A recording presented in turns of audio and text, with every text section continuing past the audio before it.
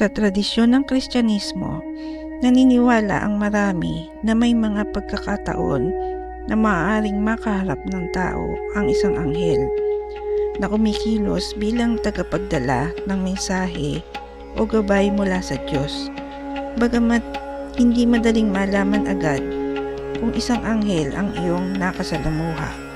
Narito ang ilang palatandaan ayon sa mga paniniwalaang Kristiyano na maaaring magpahiwatig na isang anghel ang iyong nakausap o nakasama. Una, malalim na kapayapaan at pagkakalinga.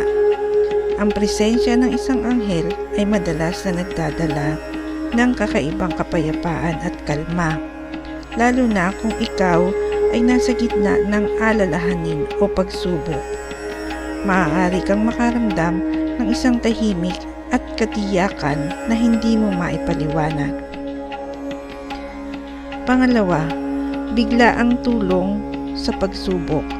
Maaaring may dumating na hindi kilalang tao sa tamang oras upang tulungan ka. Pagkatapos ay mawala agad matapos mong makuha ang kinakailangang tulong. Ang mga ganitong sitwasyon ay madalas iniuugnay sa mga anghel na nagpapakita bilang mga ordinaryong tao. Pangatlo, mensahe ng pag-asa o inspirasyon. Kung may isang tao kang nakasalamuha na biglang nagbigay sa iyo ng mensaheng nakapagbibigay ng liwanag sa sitwasyong iyong pinagdadaanan, maaaring ito'y isang tanda. Ang mga anghel ay madalas magdala ng inspirasyon, pag-asa at mensahe mula sa Diyos. Ika-apat, di pangkaraniwang pagiging mapagmasid o kaalaman.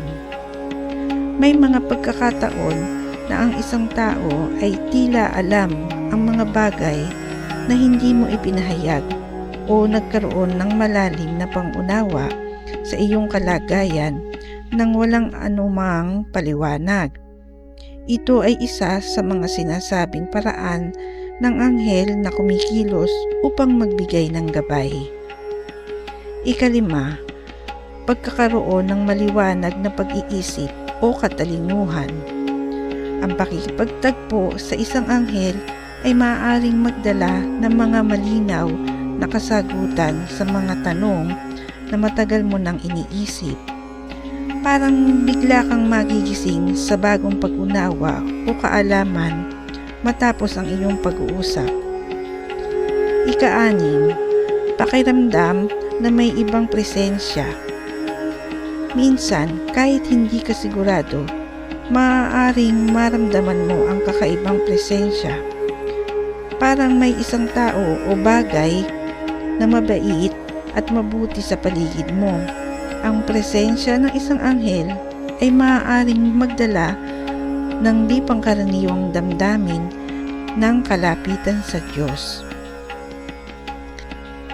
Ikapito, hindi maipaliwanag ng mga pagkakataon. May mga sitwasyon na tila mahimala o hindi maipaliwanag. Halimbawa, ang pagkakaligtas mula sa isang aksidente o delikadong sitwasyon.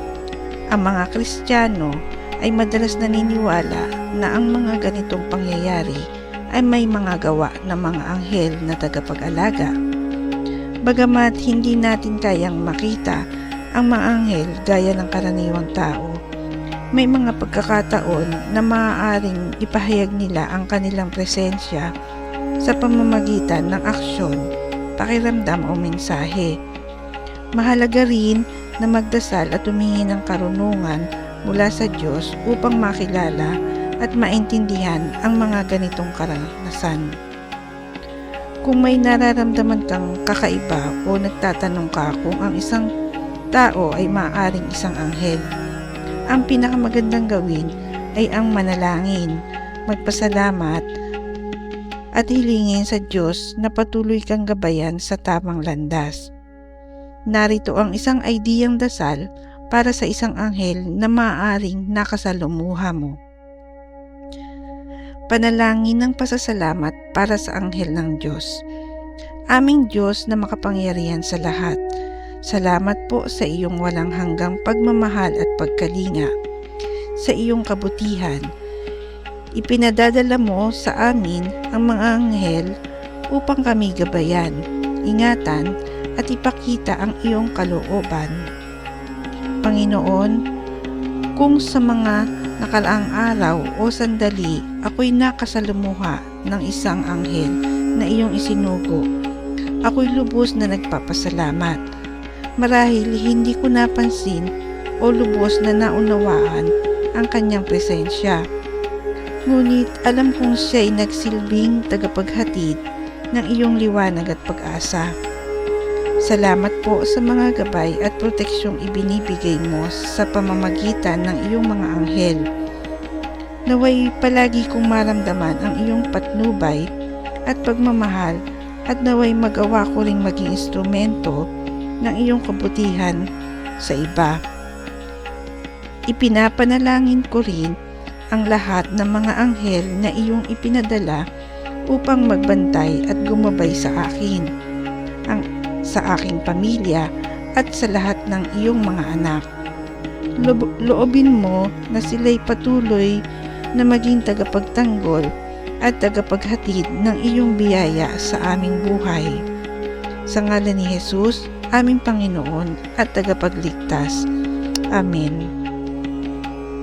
Ang dasal na ito ay nagpapakita ng pasasalamat at pagkilala sa proteksyon at patnubay na maaaring ibinigay ng isang anghel sa iyo.